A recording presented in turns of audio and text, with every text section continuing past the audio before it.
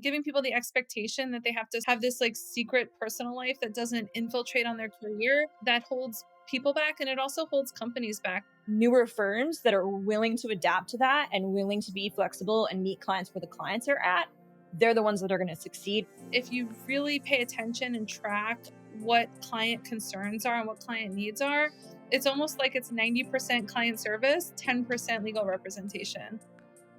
For the 8th consecutive year, women outnumber men in law schools across the nation. Yet this wave of change has not reached the shores of power. Women hold just 25% of seats at the table as board members and managing partners. But tides are turning. Women in law are no longer meekly waiting for an invitation. They are boldly striking out, creating a future where success is defined on their own terms, and law firms fit into their lives, not the other way around. As this new generation of trailblazers rises, we stand with them, ready to amplify their voices and fuel the transformation. This is LawHer. I am Sonia Palmer, your host and VP of Operations at Rankings, the SEO agency supporting you in claiming your rightful place at the top. We're thrilled to present the second mini-series of Season 2, Titans of Tech. From solo practitioners to managing partners, from courtroom warriors to tech innovators, we're sharing the stories of women who are redefining what it means to succeed in law. Let's uncover their strategies, celebrate their triumphs, and learn from their journeys together. For too long, women in law have felt the pressure to conform to traditional practices. Long hours, rigid schedules, and outdated systems, led to believe that success means sacrificing personal lives, families, and often their own well-being. But what if we could rewrite those rules? What if you could practice law on your own terms and still achieve remarkable success? Today's episode challenges the status quo and opens up a world of possibilities. We're joined by Miriam Airington-Fisher, founder of Airington Law, a thriving immigration firm and author of Mom's a Lawyer. Miriam's story isn't just about success, it's about revolution. She's living proof that we don't have to change who we are to fit into the legal profession. Instead, she's changed how she practices law to fit into her life, leveraging technology and innovative work arrangements to build a firm that's both highly successful and deeply supportive of work-life balance. From embracing virtual assistants to reimagining client service through tech, Miriam shows us how to use modern tools to practice law our way. Her approach isn't just about convenience, it's about creating a new paradigm where women can thrive both professionally and personally. Whether you're dreaming of starting your own firm, feeling stuck in a traditional practice, or anywhere in between, this episode is for you. Join us as we explore how to break free from outdated norms, harness the power of technology, and shape a legal career that aligns with your values and your life. It's time to stop fitting ourselves into the old mold of what a lawyer should be. With Miriam as our guide, we'll discover how to reshape the profession itself on our terms. Let's dive in. I left the firm that I'd been working at and started my own practice in 2016. I had a newborn and I was going through a divorce. And so that set some real parameters on my time of what hours I could be working. And that really forced me to be very creative in setting up my practice in a way that accommodated that. Your firm is known as the People's Lawyers and has been serving the community for 15 years. How has your mission evolved over that time? What has been the key to maintaining that connection to the people you serve? It's interesting because we just had a staff retreat last week where we talked about making sure that we were aligned with our mission. And I feel like the current state of our firm is the most aligned and the most committed we've ever been. For me, it took a few years really for me to gain the confidence of fully committing to what my vision was and how we wanted to serve clients. When I first started the practice, I really just was replicating what I had seen in the past of the old school of how law firms serve clients, which in my opinion didn't really have a strong focus on being client-centered with client service. And once I learned a little bit more about developing our own vision and leaning into that, I felt more comfortable committing that we are going to be a little different and we can do this and succeed this way.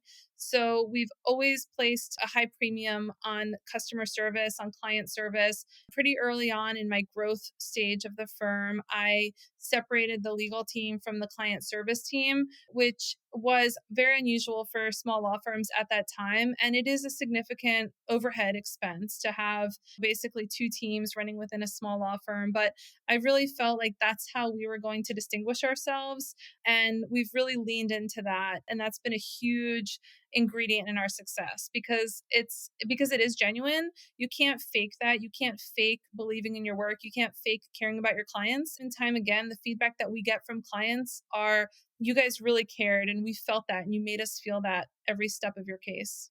I like that you talked about replicating because that's okay to start. Like you have to start somewhere. So if you mimic and then evolve and fix the things that don't feel genuine or feel like you, because I feel like a lot of women who want to start their own firms, they don't know where to start. Mimic someone, replicate someone, and then adjust it to as you find your vision. It's not what you do day one doesn't have to be what you do your entire career. Absolutely. And having just the ability, the adaptability is really important because personally, when I started my law firm, I didn't have a fully fleshed out vision and business plan.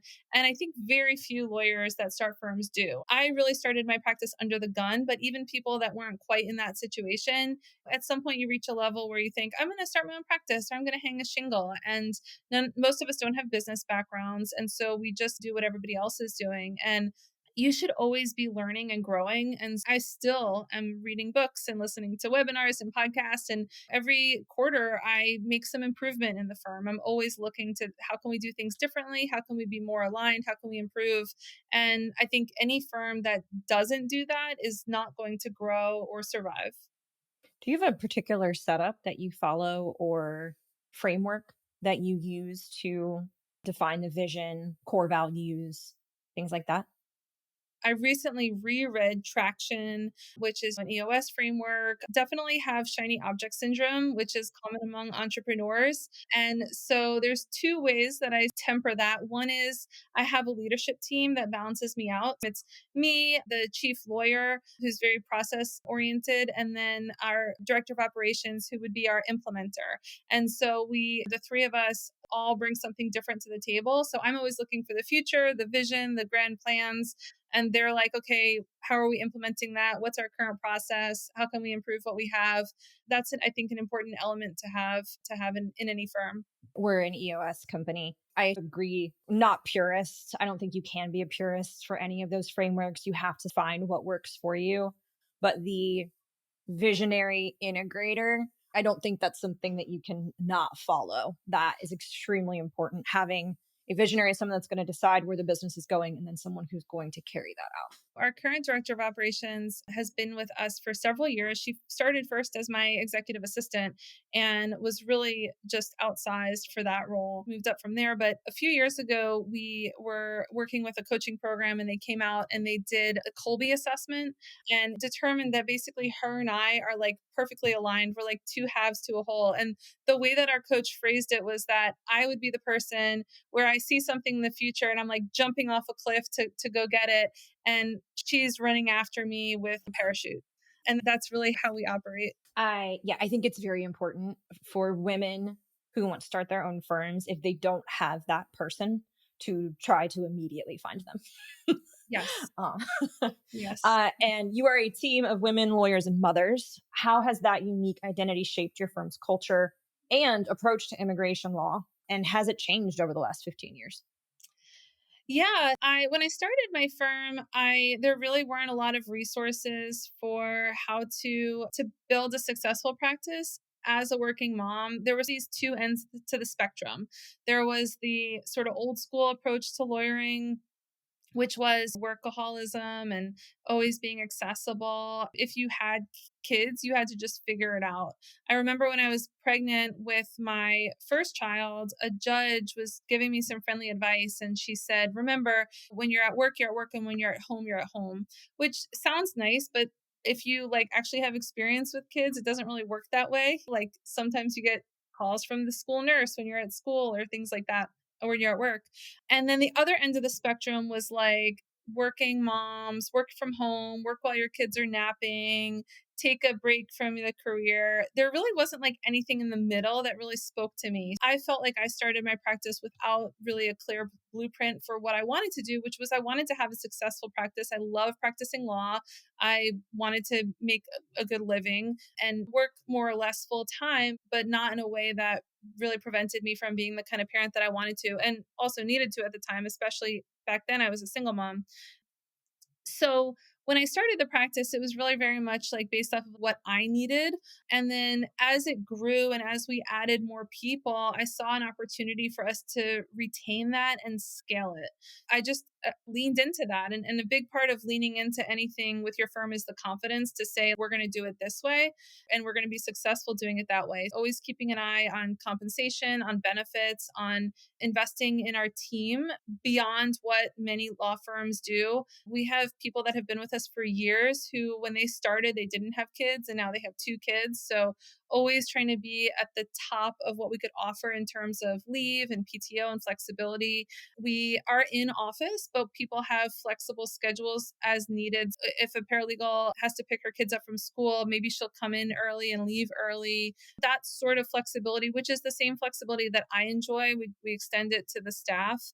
In the early days, initially, I worried that clients would view it as a weakness. If we were like the working moms, maybe we wouldn't be as accessible or as available. And that was completely unfounded. I have not found that to be the case at all.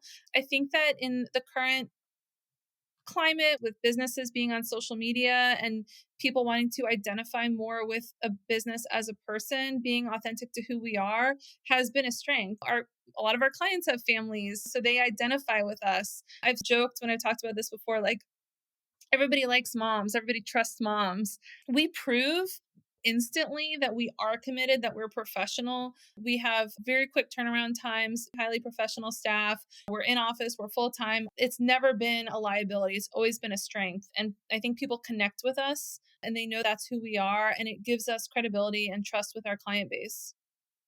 Absolutely. It sounds like you've created a really strong culture. If you treat people like adults, they behave like adults. And when you offer that kind of flexibility, or I've even seen the word autonomy being used, like, you're going to attract very talented people because they need that. They want that in their lives. And talented people are going to be good at their jobs. They're going to take care of their clients. They're going to be good lawyers.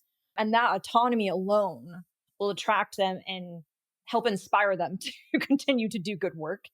The advice that the judge gave you, I don't know that I agree with it. I think It doesn't they really. can't see, but you're shaking your head. I can understand within the legal field that like compartmentalization would be extremely important. But when you're an entrepreneur, like if you get an idea at 10 a.m. on a Sunday while you're eating cereal with your kids, like you can't really afford to just be like, no, I'm at home. And it's the same thing. If one of your kids is sick on Friday at noon, you can't afford to not go take care of them. So I don't know that I subscribe to that. Yeah, it's one of those cliches I think that people say sounds good, but yeah, it's just not realistic. And as a business owner, the business is a big part of my life. And I have 3 kids now, and they know that. They even help me out sometimes when we do events. And I want them to be bought in that this is our livelihood. And I think it's special. So I don't think it's necessary to insulate your kids from your work either. It's my staff too. I have my litigation paralegal, she has 2-year-old twins. What am I going to say? The daycare calls, of course she has to leave. Of course, that's just like human basic decency and giving people the expectation that they have to have this like secret personal life that doesn't infiltrate Oh on their yeah. career. I think that holds people back and it also holds companies back because like you said, talented people, they want to be with other talented people and they want to be in environments where they're respected. I know that small businesses often operate from scarcity mentality. When I'm talking with other law firm owners, a lot of times I hear concerns of our business can't handle that, or we need the people to do X, Y, and Z. And the other point that I think is important to make is that it's not an either or. We operate full time in office. So we're not a loosey goosey, everybody's on Zoom in their pajamas. That's not our firm. We're client facing. But when you have a team, you can structure the team in a way that somebody is always covering. There's wonderful technology available now that wasn't available 8 to 10 years ago when I started my own practice. We have virtual staff in other time zones. People can leave and go home to their families, but then we have another shift in another time zone. You can have a client portal. There's so many different opportunities and options for firms to provide the same level of representation and client service without sacrificing the work-life balance for their employees. It's not even possible. It's like easy today. I agree. I run operations for marketing agency rankings, and very different, but also the same. One of the things is just reply. If you're not at your desk, just let me know you're not at your desk. Okay. Hey, I'm not. I will be in 2 hours. And then keep that commitment. And I think when you're dealing with customers and clients, that follow-up is so much more important. That if you say, hey, I'm going to contact you tomorrow morning, and then contact them tomorrow morning, like that is sufficient. That's all they want. Mm-hmm. That is a rule at the firm that we have, which is we've had for years, which is that client communication needs to be acknowledged in the same business day. And you're right. It's not, I'm going to drop everything and pull up this case from 2 years ago and answer your question and get you the document. It's just, I got your call. It's important. We're going to call you back tomorrow morning. And then do it. Yep. Yeah. That follow-up. There's probably a study or something that's been about what customers are really looking for in that regard. But I think that they don't want to be ignored. I love to see any law firm that's focused on customer service or client service, because I think that's such a superpower and it's not something that we're traditionally taught. And it just goes so far. One of the when you read the Lawyer's Digest of bar complaints and things like that, communication is one of the big complaints that you see. And at our firm, with our immigration practice, we get a lot of clients from other firms. And one of the top complaints that we hear people say about other law firms is, I couldn't get through to anybody. Nobody called me back. It's, if you really pay attention and track what client concerns are and what client needs are, it's almost like it's 90% client service, 10% legal representation. I think you are absolutely correct. And I think that's going to separate firms even more in the next few years. For those that listen to every episode of this podcast, they've heard me say this 20 times. The pandemic reset that, because everybody now, they want to talk to a lawyer the same way that they order a pizza, mm-hmm. Right? And I think the newer firms that are willing to adapt to that and willing to be flexible and meet clients where the clients are at, they're the ones that are going to succeed versus the ones that are trying so hard to push that traditional, you're going to come to the office, we're going to meet between 9 and 5, Monday through Friday. Responsiveness, I think you're exactly right. Like our expectations, and even I find that for myself as a consumer, so recently I was looking for a lawyer for a business deal. So I wanted to hire a lawyer and I got a couple of referrals and I emailed them, and I'm the warmest lead possible. I'm an attorney. My time is valuable. I have money. I want to pay you to help me with this matter. Tell me the next step. That was literally, I reached out to 3 law firms with that exact message, basically. Not one of them called me back to this day. This was like a month ago, and I sent a couple follow-ups. Meanwhile, I'm watching our phones and our metrics, and I'm like, we had 2 missed calls yesterday. Who's called them? When did we call them back? Are they in the client management? I spend a large percentage of my time tracking our communication and our leads and follow through. And I think you're right. Great lawyers are going to be left behind because they're not great customer service managers. If we could solve intake for lawyers, marketing, and we'd work with almost exclusively personal injury lawyers. A personal injury lead is expensive. That's a very expensive lead to get. And we on this side, we get so frustrated when they're squandered, like when a call does not go answered or they don't follow up. So I agree. I think the people that are even just paying attention to it, the awareness of our intake's really good, our intake needs improvement is that first step. Yeah, it always needs improvement, right? From my point of view, until we have 100% capture, 100% conversion, we need improvement. Miriam's commitment to supporting other women in law extends beyond her own firm. In 2023, she published Mom's a Lawyer: How to Start a Firm and Take Control of Your Life, a beginner's guide born from countless informal mentoring sessions with fellow women lawyers. This passion project showcases Miriam's dedication to lifting up others in the profession. But her efforts didn't stop there. She's developed additional resources to help women navigate the challenges of starting and running a law firm while balancing family life.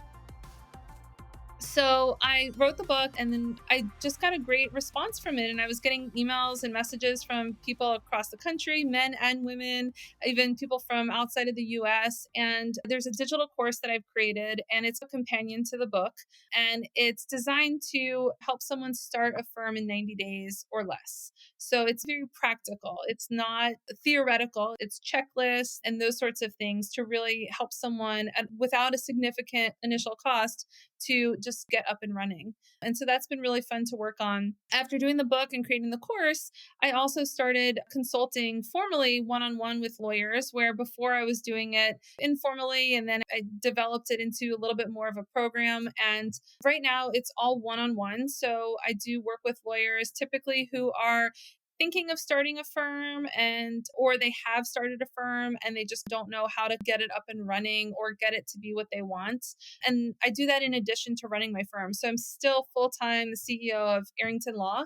And then Lawyer Like a Mother has grown into a really great side passion project of mine. And they really go hand in hand because I'm still doing the day-to-day running of the firm and I get a ton of energy from that. And then it's also really rewarding to work with other lawyers that are earlier in the process. I love that.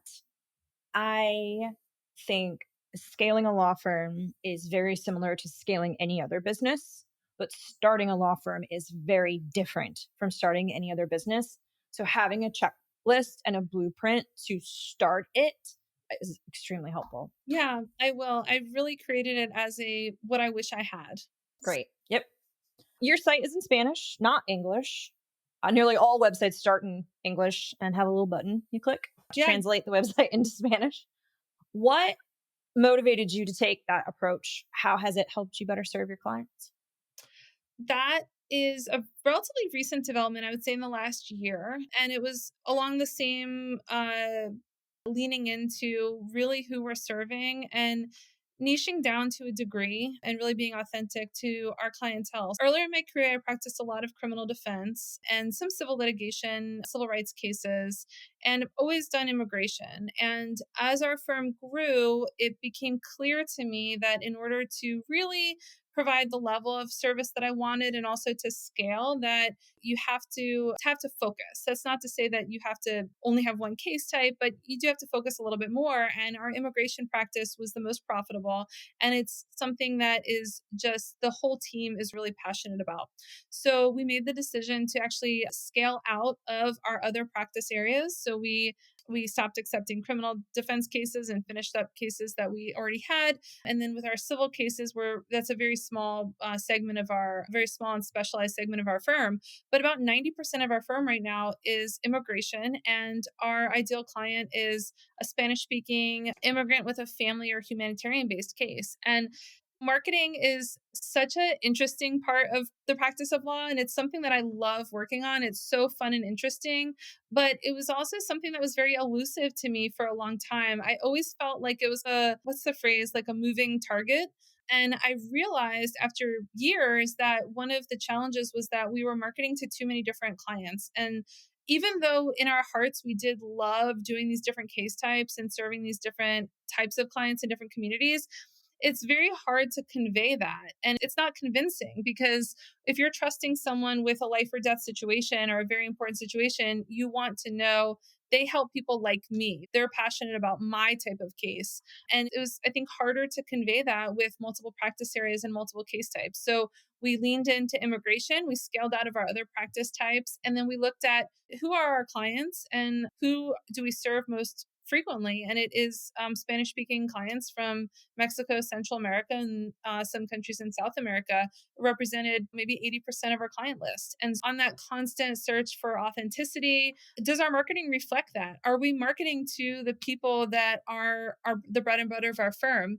And last year, I think at the NTL conference, I met and started working with some marketing folks who do exclusively Spanish language marketing. And it was a little bit of a jump to just completely revamp everything. And we do get people that ask about that. I mean, that sometimes people will say, hey, something's wrong with your website. It's only showing up in Spanish.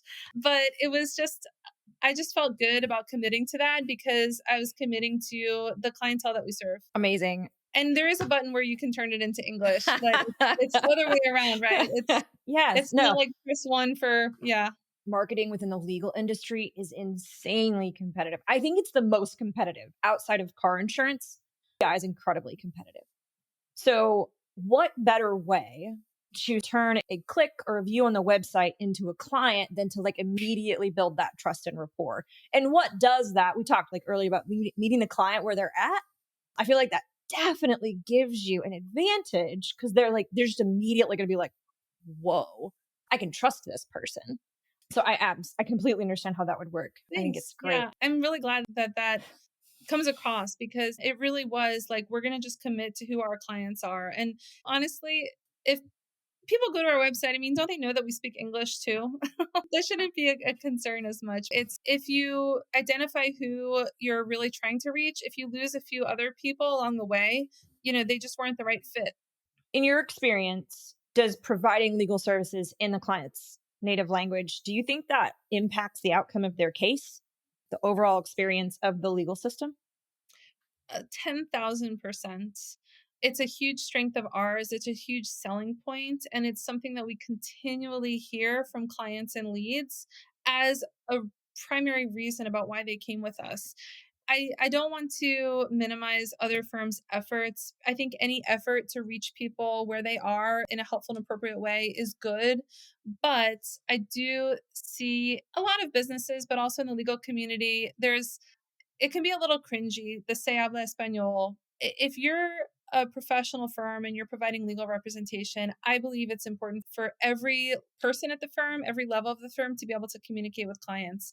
And if you're an attorney and you don't speak Spanish, but you have an admin or an intern or a VA or something that speaks Spanish, that might be enough to get someone in the door, and it might be enough to sign them on, but it's not enough to form the level of relationship and trust and confidence that you can when you speak to someone in their native language. And when somebody calls our firm, from intake to the consultation to the onboarding, everyone is speaking to them in their native language. And that's very different than someone who calls a 1-800 number, talks to a Spanish speaking operator, and then, everything else is in English. In law, and I love being a lawyer, and I take it's a huge responsibility and a huge honor for somebody to trust us with their legal case. And I don't see how you can have a comparable level of comfort and trust if the attorneys and the legal staff don't also speak your native language.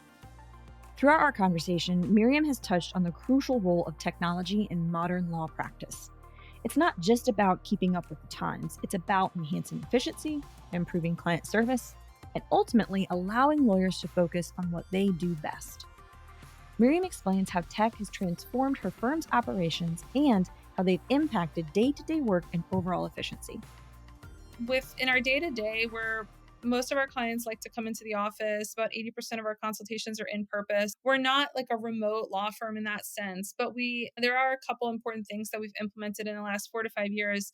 One is to have the capability to operate remotely, which we learned during COVID that was important. It's also been very important because of our approach to being family friendly. If there's a snow day or if school's closed or something like that, of course, people have PTO and they can just take off, but we also give people the opportunity to work from home with laptops and things like that if they want to. We, as I mentioned earlier, from a client service standpoint, having folks in other time zones, or if there's a language need that your firm has, having people in other countries, the use of virtual assistants, I know for lawyers skyrocketed during COVID and since then, and we were certainly a part of that. We actually have an office in Guatemala City now. We started with using virtual assistants during COVID and then scaled those into positions. And now we have five people in Guatemala that handle a lot of our client service. And so that is a really important tool for firms to scale, because obviously when you're working with exchange rates, it can be very cost effective economically to scale with virtual assistants in other countries. It also extends your workday, so you can have people on the phones from 7 a.m. to 10 p.m., but your team is not necessarily working that whole time. That's really critical. Case management, client portals, software. I think when I first started practicing law, Clio was maybe brand new or was just coming out, and people were mostly using it for like escrow and timekeeping. Now you can interact with clients. Clients can upload things from whenever is convenient for them. So we use some of the softwares that we use. We use MyCase for case management. We use HubSpot for sales and marketing leads. And of course, clients can pay electronically. They can DocuSign. And some of this stuff I think probably to the folks that are listening to this podcast, or that's become very standard, but we're actually a small segment of the legal community. There are a lot of law firms that don't even use any technology at all. So it's a huge opportunity. Do you think there's a challenge? You've talked a lot about your core values, the culture of the company, authentic, genuine, caring about your clients. How do you convey that? How do you keep a personal touch while using so much technology? That's a good question. I think you have to have both. So the technology doesn't replace the humans. The technology increases efficiency and accessibility. And AI is a whole separate topic that I'm sure there's a lot of people that can speak about it more intelligently than me. But of course, like many firms, we are looking at that not to replace humans and staff, but just how can we increase efficiency, turnaround time, things like that. So even though we have all of these ways that we try to make it easier for people to hire us and retain us and interact with us, when they call, they're going to get a live person. When we have a full-time client care manager for every open case, where clients get regular personal phone calls from a live person in our office. Her name is Andrea, and she'll call and say, "Hey, just wanted to give you a little update. We got this, or it's still pending, or whatever." Making sure that we're using technology to enhance but not replace. You've mentioned virtual assistants a few times. And is that the same as Law Clerk that you're using? LawClerk is a platform, like a freelance platform. And so you can upload like a task if you need something researched, or you need a memo or a motion drafted and you don't have the bandwidth in your own office. I think it's a great tool for solos if they don't want to hire, they don't have enough work or money to bring on like a full-time associate, but they're getting bogged down in legal work. You can upload a bid for, "I need help drafting this motion to dismiss," or whatever. In our firm, we've utilized it, especially as we've phased out practice areas so that we can continue to handle the workload. But obviously, we're not going to be hiring in practice areas that we're phasing out. So I think that there's a lot of different stages of business where things like that can be useful. For virtual assistants, there's a variety of different options. I started early on with a company called Get Staffed Up, and they really leaned in during COVID. And I've had a number of people over the years through them, really high quality. I know that some law firms hire direct. I like to use agencies because I like to make sure that everything is completely compliant with the tax laws and the labor laws and all that sort of thing. So I think it's a very valuable service that those companies offer. And then it's also important to me to make sure that people are being compensated appropriately. I'm certainly happy to benefit from a favorable exchange rate, but not at the expense of people not being paid properly for that. So that's why I've chosen to work with companies in the past. And then we just got to a point where my needs were such that, starting to talk about forming my own entity made sense. Remote culture in general is like you can work with the best in a zip code, you can work with the best employees in a country, or you can work with the absolute best people across the world. Like when you're hiring, you can hire not a talented individual that's within 20 minutes of your firm, but you're literally open to the entire world to pick. Exactly. How has utilizing freelancers, virtual assistants impacted your full-time staff? It's always enhancing, not replacing. I've never laid somebody off because, oh, I found somebody cheaper to do it virtually. That's never been the way that we've implemented it. It's okay. So if we have a paralegal and she's currently doing X number of cases, and then we hire a virtual admin that can help her, then she can prepare double the cases. The same thing in particular with customer service. That's something that can be done over the phone, or typically would be done over the phone anyway. It opens the doors to, like you said, a world full of talent. And so the team members that we have are 1000% bilingual, perfectly fluent. And so that's a great service that we provide to our clients. And I don't think I would have found them within 20 minutes of my office. Miriam's approach to leveraging technology and virtual assistants is both innovative and pragmatic. She's already implementing robust quality control measures, ensuring that while her firm benefits from these resources, the leadership team handles oversight. For instance, Miriam has a senior lawyer who oversees all legal work, maintaining accountability, regardless of whether it's produced by in-house staff, freelancers, or AI tools. This approach allows her firm to reap the benefits of modern work arrangements while upholding the highest professional standards. But Miriam's quality control efforts don't stop there. She's developed a comprehensive system to integrate remote team members and maintain consistent quality across all aspects of her firm's work. Let's delve into the specifics of how Miriam ensures seamless collaboration and maintains her firm's high standards while leveraging these modern tools and work arrangements. We have a variety of things that we do to ensure quality control. One is we do extensive trainings. So I have an overseas team, but I travel there in person several times a year to meet with them, to do team building. I bring people from our Virginia office there so that they're fully integrated. And I'll go down for a couple days and do a training so that I feel comfortable. These are people that are working on my clients' cases, and I'm implicitly endorsing them. And so we all need to be comfortable with each other.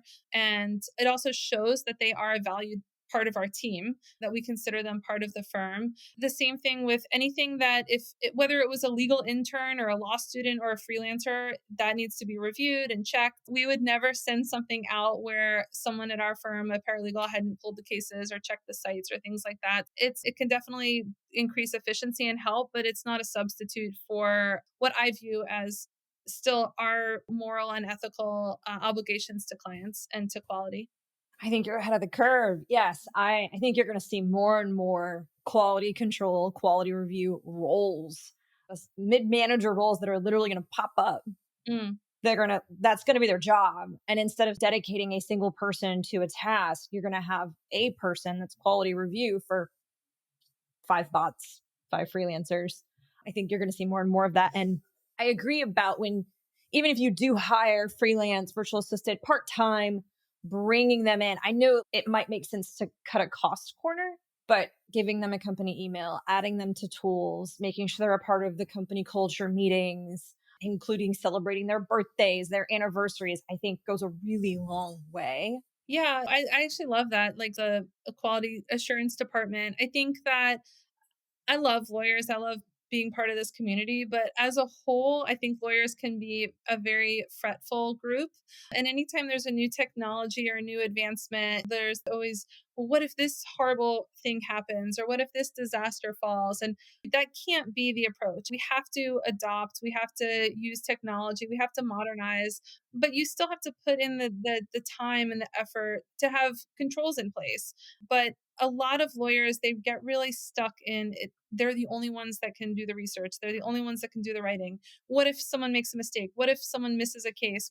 And just accepting the fact that law can be like other fields, or where, you, to a degree, you have to trust the people that below you, but then you just have checks in place to make sure that everything's going smoothly. But I don't see how you can scale without that. No, I completely agree. I think you have to adapt the technology. And I find the ones that are resistant to it are carrying around technology that people were previously resistant to. There's an iPhone in everybody's pocket. Mm-hmm. 15, 20 years ago, everybody was saying the exact same thing about that as they're saying about AI today.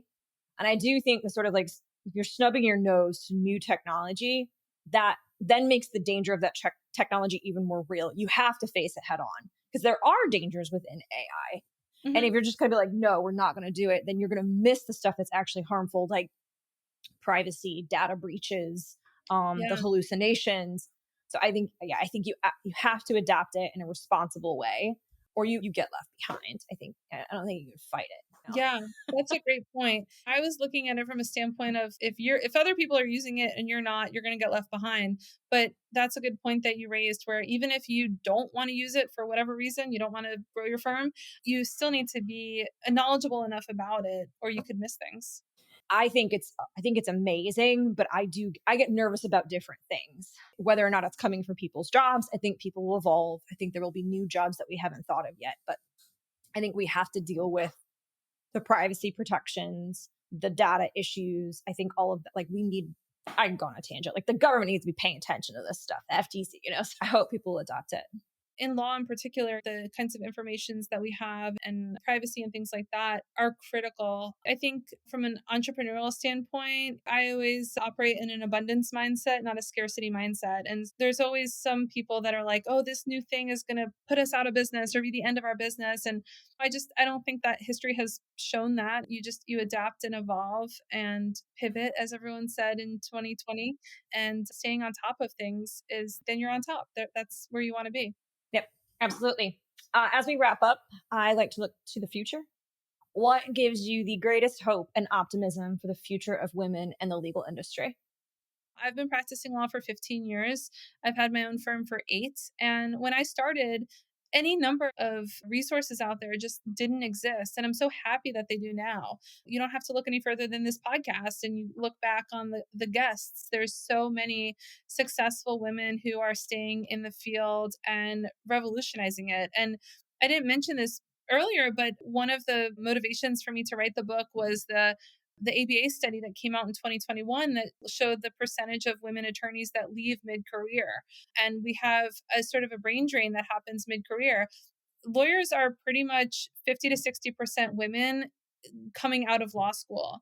But then when you get to the top, it's a much smaller percentage. So what's happening in the middle? And it's people are leaving because the profession was not accessible to us, of overwhelm and burnout and lack of work-life balance. And everybody has to do what's right for them. But what I think is so empowering is that those of us that stayed are changing it. And I'm very proud of us, of our generation. And I love seeing what my colleagues are doing with their firms and with giving us that visibility and just saying law can be different. We're not the ones that have to change. Law can change. Miriam's story serves as an inspiration for women in law who are seeking to chart their own course. Her success demonstrates that it's possible to build a thriving practice while prioritizing work-life balance and staying true to one's values. Embrace technology to boost efficiency, but never at the expense of personal client service. Consider leveraging virtual assistants and remote work to extend your reach and flexibility.